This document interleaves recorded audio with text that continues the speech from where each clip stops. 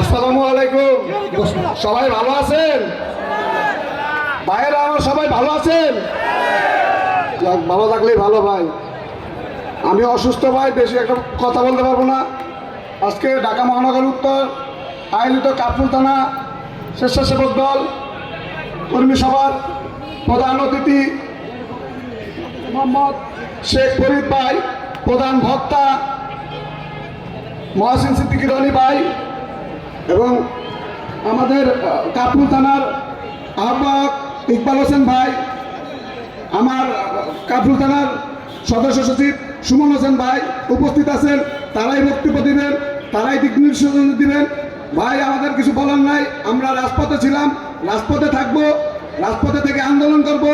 আমাদের একটা স্লোগান আছে, তারেক রহমান বীরের বেশে আসবে ফিরে বাংলাদেশে।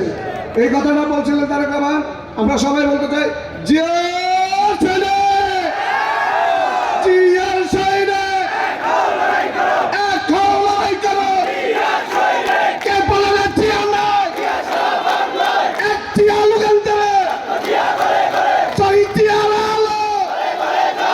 করে করে দেয়ালো লাল সবুজের পতাকা জিয়া সৈনিক।